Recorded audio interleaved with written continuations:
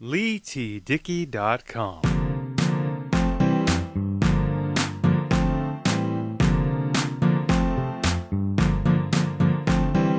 Well, hello everybody, Leigh Dickey here. Welcome to a brand new episode of the Beats and Speaks podcast. Today, I want to talk about Joker, the new Joaquin Phoenix DC Universe film where he takes the title role of the Batman supervillain. I will tell you about all my opinions on that film and what I thought of it because I did see it recently.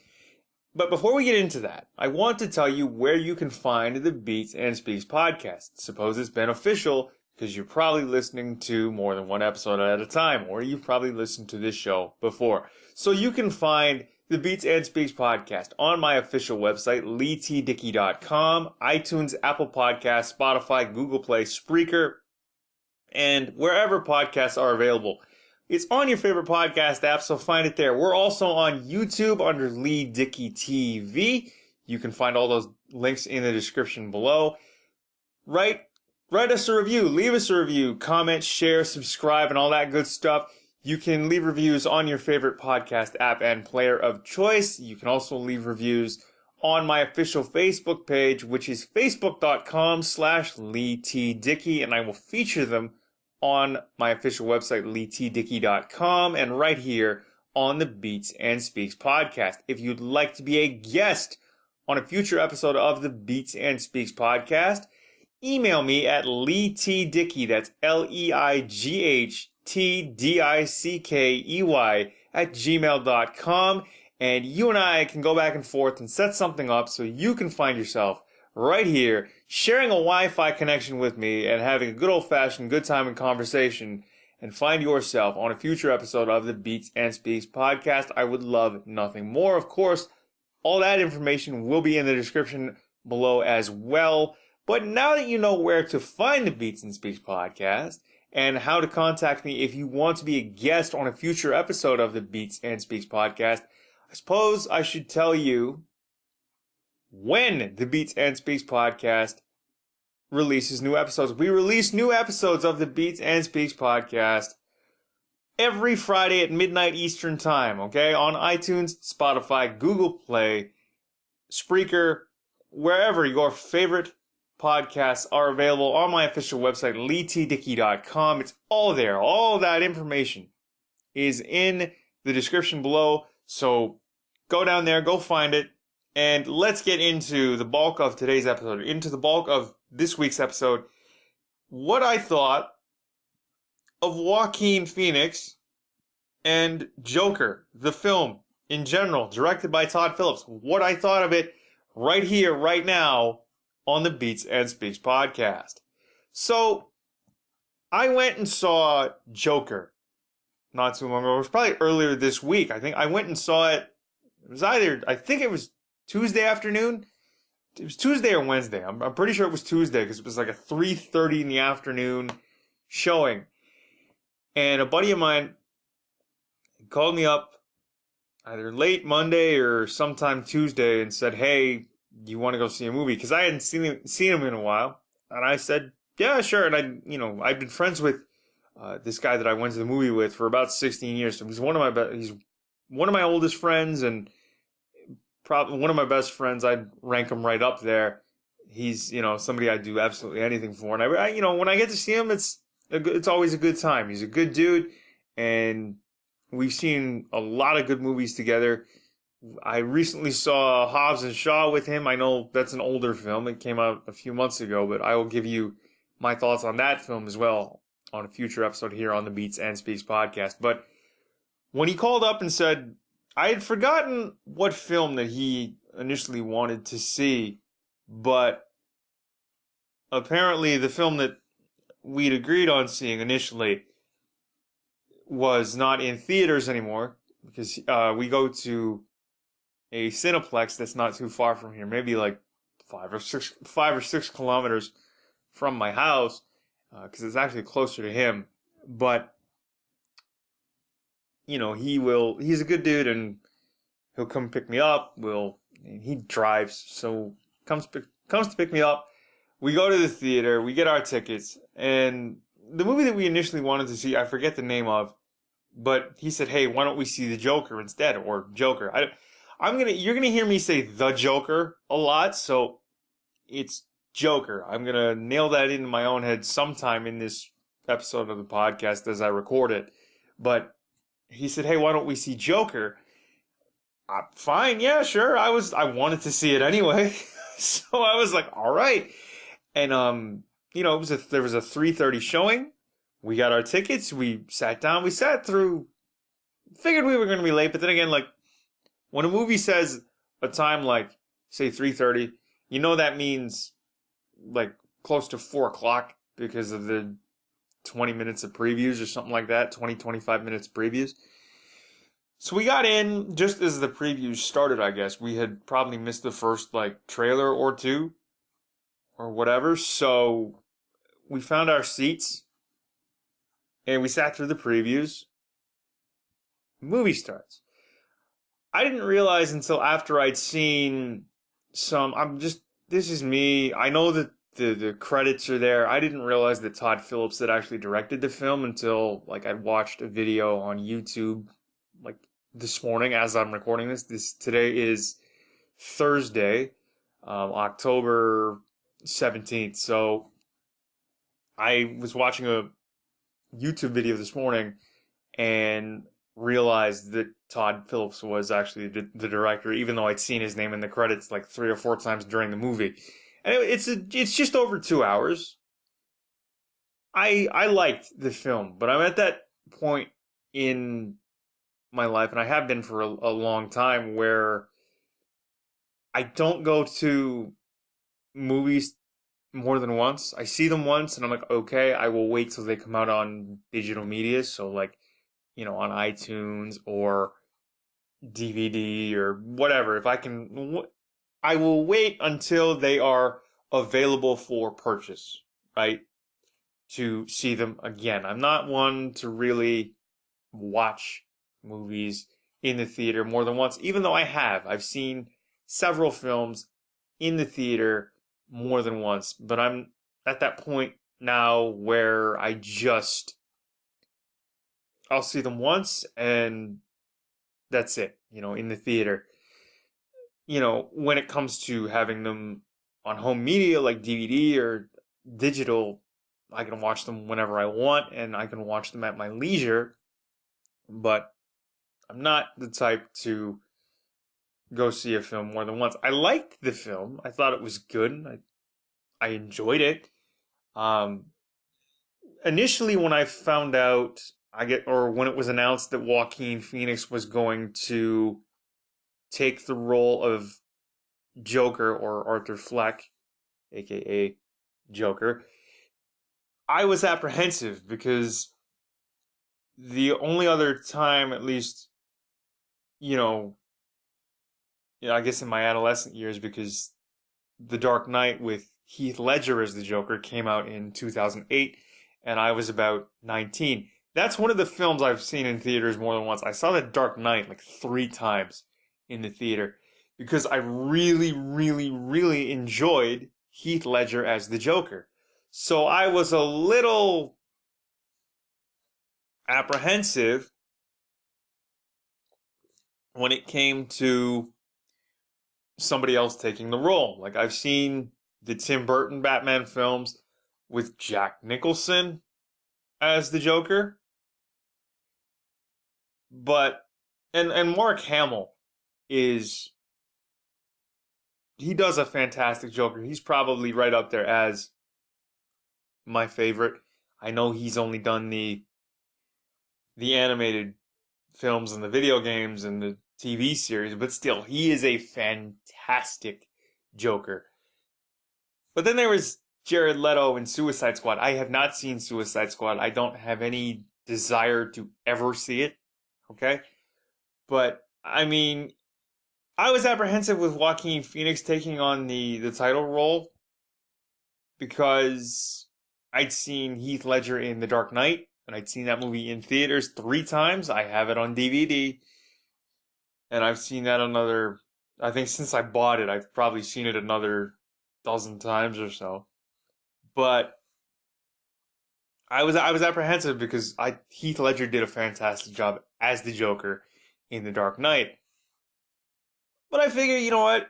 Unfortunately, Heath Ledger's not here anymore because he passed away during the production of, I think it was the film he did directly after The Dark Knight. I think he had either just finished it or he died just at the tail end of that film's production. But still, it was just, it was apprehensive. I mean, like,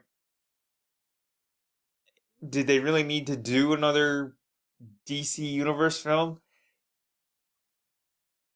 And with Joaquin Phoenix, who hadn't been around for a while, like, he kind of fell off and disappeared.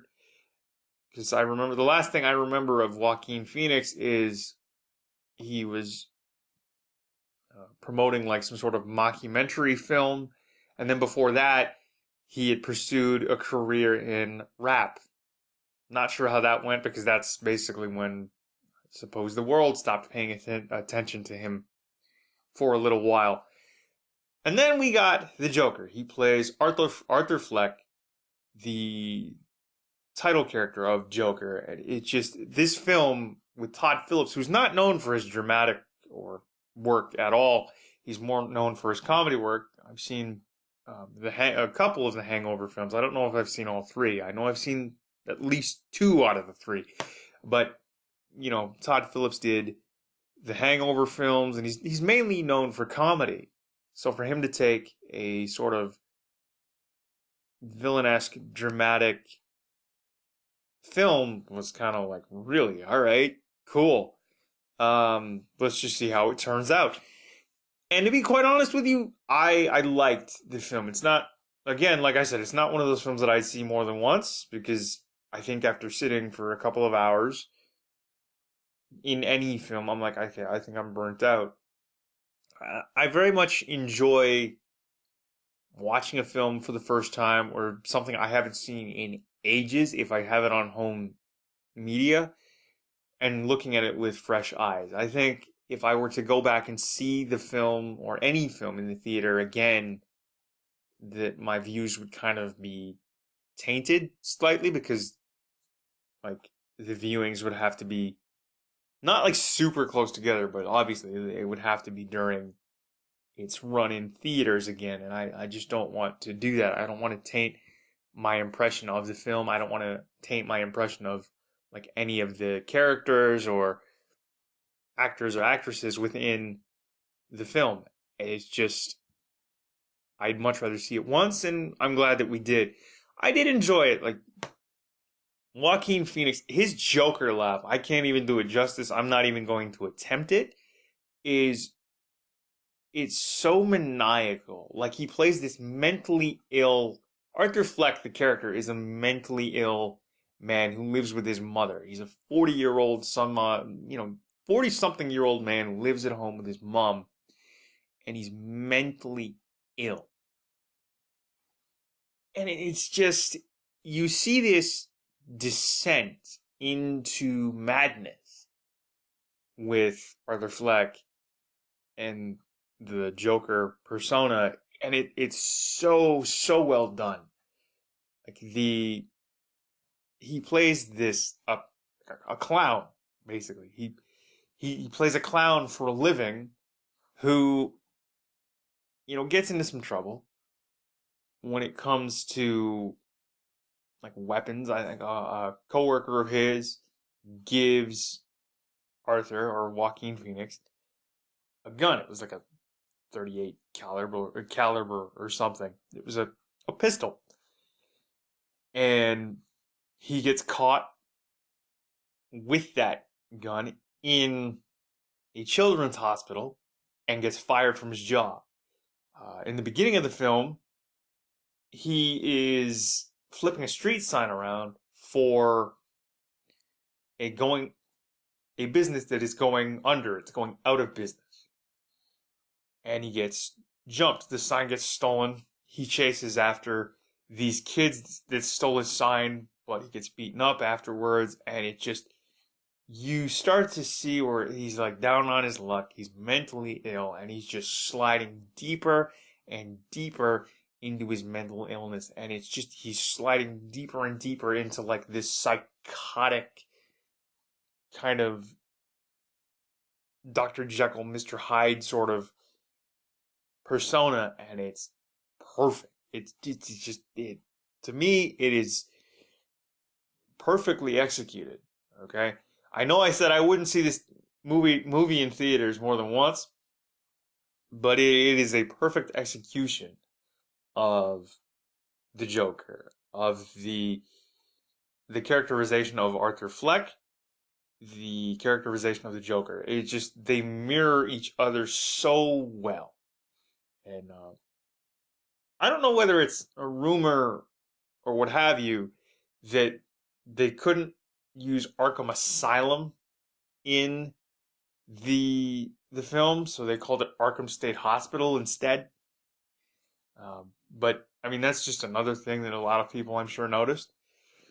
When it comes to Arthur, like not, he seems like a very likable guy. I don't want to call him an oaf, but like he seems like a very likable guy if it not for his mental illness and his sort of uncontrollable laugh, which in itself is that's what makes the character, right? He slips right into character and it's really well done.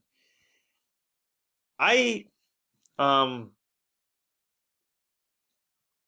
as I take a sip of water, uh, I it was what can I say? It was just really well done, in my opinion.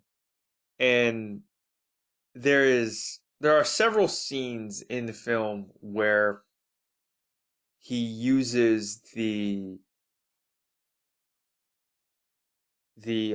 fact that his laughter is caused by a condition where people will just come up to him like, well, what's so funny, right? And he's like, I'm sorry, I have an uncontrollable condition, which I thought was it played into the character really well. And then the Thomas Wayne character comes across as a brute. He's a really well off man, but he comes across as a complete asshole. And there were a couple scenes in there where um, Arthur Fleck goes to Wayne Manor, finds a young Bruce, and spoiler alert, it turns out that Arthur Fleck's mother, Penny Fleck, has been writing letters to Bruce, or sorry, to Thomas, because she is actually mentally ill and believes that Arthur Fleck, her son, is Thomas Wayne's son, right? And she's been writing these letters to Thomas Wayne asking for help because they've been living in a uh, not so, how do I put this? In a not so pleasant situation. They're down on their luck. They live in a rundown building. Arthur's basically got to take care of his mom, who can barely move around, and her health is failing. She's pretty frail. So Arthur finds that out and goes to Wayne Manor, runs into a young Bruce. They could be half brothers, and you see a young Alfred there as well. It's just the way this film completely ties together. It's really, really well done. There is a scene where, like throughout the movie, people are trying to tell Arthur that Thomas Wayne is not his father. Thomas himself tried to tell him, um, even though Arthur Fleck continues to believe that Thomas is his father and laughs in his face. Thomas punches Arthur in the nose and leaves. But that aside, like Thomas Wayne coming across as a complete asshole, and Arthur Fleck just being, playing this, Joaquin Phoenix playing this down on his luck Arthur Fleck character is great. Um, he also gets in trouble. I may tell this to you completely out of order, but there are parts to this film where I'm just trying to wrap my head around. Um, he was given a pistol by one of his coworkers, and of course, I probably said this earlier. He gets fired because he brought that into a children's hospital. Everybody saw it, and earlier in the film, when he got jumped, didn't return the sign because the kids that stole it and jumped him took the sign. It's basically a 3 strikes and you're out rule, right? So with those two, and they were pretty major strikes anyhow, he gets fired. He blames the guy that gave him the gun, and you can see that growing resentment, right? And his slip into the Joker character, he's sliding deeper and deeper into his own madness, and it's magical. It's a very colorful film. As dark as it is, it's also colorful. Like the face paint, the makeup. I can only imagine how long that took each time they had to shoot with Joaquin Phoenix in full Joker makeup.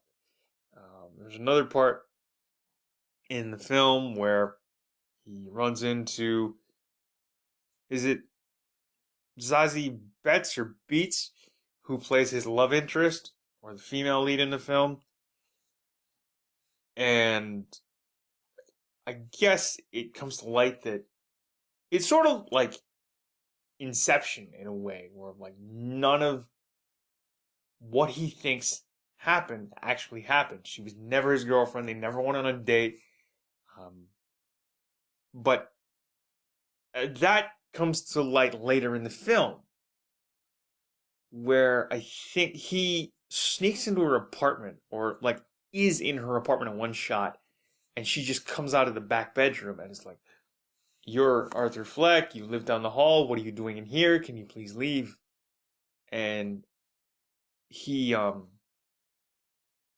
puts his 2 fingers up to his temple in a gun motion almost, as to blow his own brains out, because he believes what he saw was the this woman do the same thing because she just didn't like her situation. And I don't know whether or not she figured it out and flipped out, but the next shot you see, he leaves the apartment and just goes down the hall. Getting back to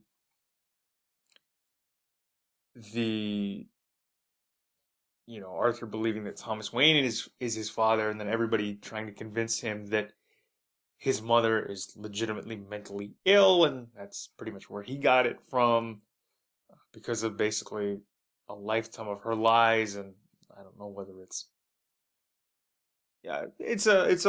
I suppose it's just a lifetime of her lies, because it comes to light that Arthur Fleck is actually adopted by Penny, and the only way I can describe it is it's a lifetime of her lies that have shaped him into who he is.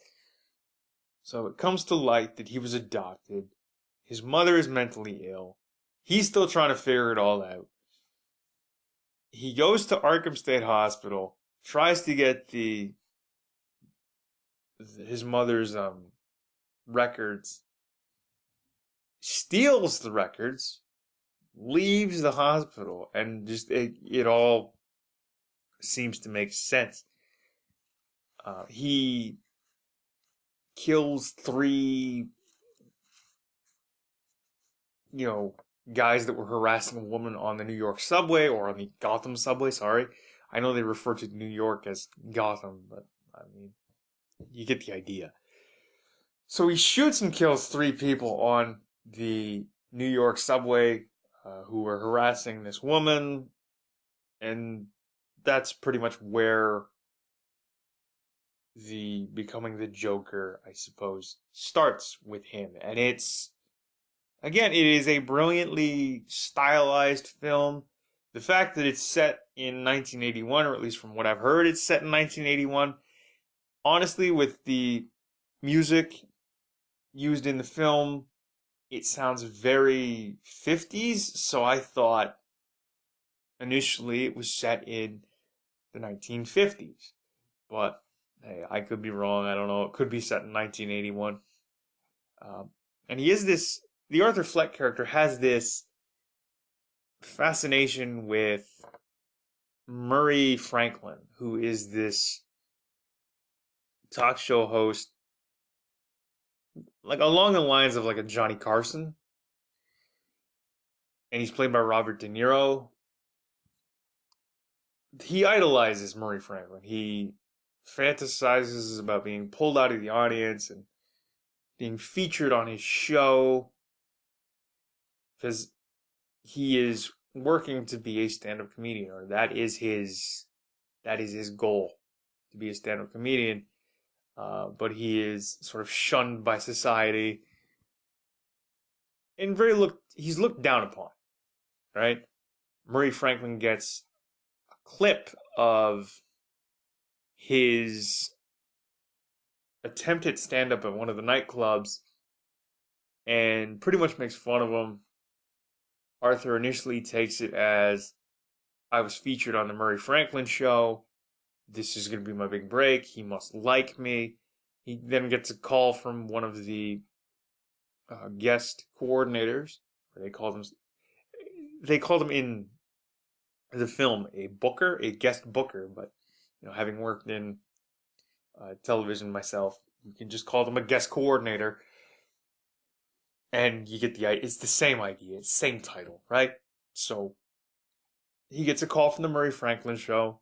He gets booked. And it's at this point where I suppose he puts 2 and 2 together. Basically tells the truth about what he did to those 3 men on the Gotham subway. And Murray just looks at him and goes, "You serious, right? You're not joking, no?" And he goes on this, I don't know if you want to call it a political rant, but he goes on this sort of, he's making a very angry point. And then this is towards the back end of the film and towards the end. He shoots Murray Franklin, Robert De Niro's character, in the face on live TV and kills him. And he just walks up to the camera. And he looks down the lens and goes, "Good night." Gets arrested. But everybody who, I guess, looks up to the Arthur Fleck character and the Joker, who is basically sick of the rich taking everything and the poor, being looked down upon, they all come together in this massive, sea of people. And to end the film, Arthur Fleck, Joker, is in the back of a cop car, handcuffed. It is hit on the driver's side, or no, on the passenger side, and just destroyed. However, Arthur Fleck, Joker, he's unconscious at first, because you get hit by a truck while you're in the back of a cop car handcuffed, going at the speed they must have been going. And then a couple of the people that were within, that were wearing clown masks and leading at protests throughout the film, pull him out of the car, and they just celebrate the fact that he is their hero. He is the vigilante hero. He is the man. He is the guy that these guys can look up to. He's the guy that everyone else who's been down on their luck and looked down upon in their lives is someone like he is the idol for these people. And he comes to and just starts to dance on the hood of a car as the film brings in the end credit, and then the credits roll, and you go for, and the credits roll, and then that's the end of the film. I mean, I liked it, but again, it's one of those films that I probably will not see again until it comes out on home media, just for the sake of seeing it again. I wouldn't go to the theater to see it again. I haven't gone to a theater to see any film more than once in, I'd say, at least 8 years, maybe even a bit longer than that. But there are my thoughts on The Joker. I thought it was a good film. I thought it was really well done. I thought Todd Phillips did a fantastic job directing. I thought it was really well stylized, pops of color, and Joaquin Phoenix played an amazing Arthur Fleck / Joker. I mean, the scenes where he was sitting across from, I suppose, this city social worker, where he finally just, looks at her and goes, "You don't listen, do you? I've been coming here for weeks, and you ask me the same questions over and over again. You ask me if I have any negative thoughts. All I have are negative thoughts." And obviously he needs medication. He's like, "Well, how am I going to get my medication now?" I'm not even sure that's even brought up in the movie again as to how he does get his medication, or what happens. But it is a really, really, really well done film. If you're gonna see a movie, and if you want to see a movie at this time of year, catch it while it's in theaters. I'm glad that we didn't go on opening night. I'm not gonna lie. I'm glad that we waited. I think it came out on the 4th of October, so it came out 10 days before we went to see it, and it was at 3:30 in the afternoon, our viewing, and it was great. Okay, it wasn't packed, it wasn't rammed, because it was Tuesday at 3:30 in the afternoon. So it was the day after Canadian Thanksgiving, so I don't know, people were still on the roads, but the fact that the theaters weren't packed because it was 3:30 on a Tuesday was just amazing. It was a great film.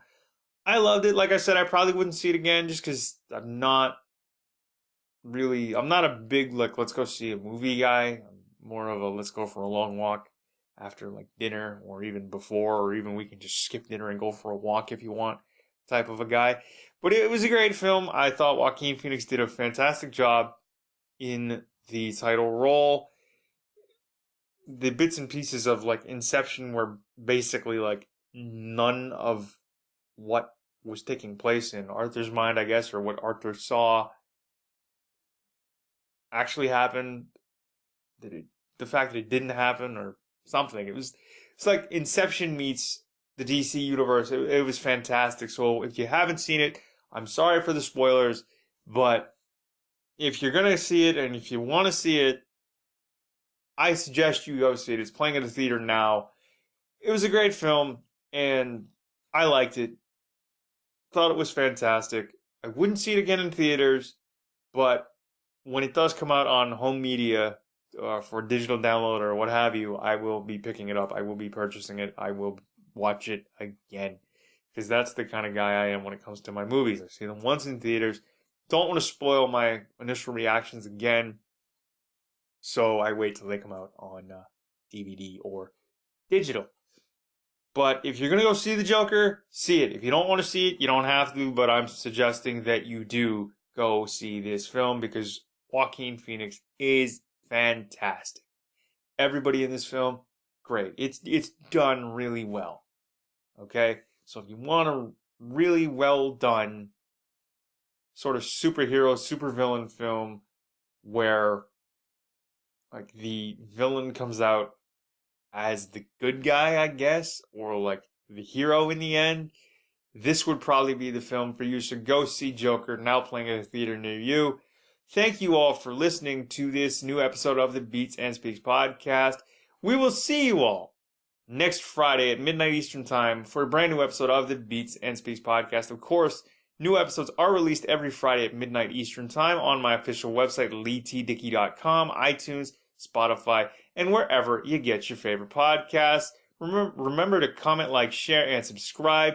We're also on YouTube under Leigh Dickey TV, and you can leave reviews on your favorite podcast app like iTunes or wherever you get your favorite podcast app. But you can also leave reviews on my official Facebook page, which is facebook.com/LeighTDickey. Of course, all those links will be in the description below, and I will feature those reviews here on the podcast and my official website, LeighTDickey.com. If you want to be a guest on a future episode of the Beats and Speaks podcast, please email me at LeighTDickey@gmail.com.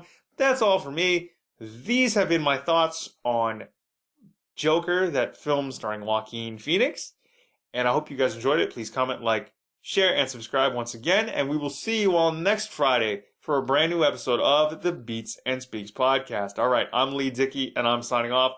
We will see you all and talk to you next week. Have a good one, and we'll see you then. Peace.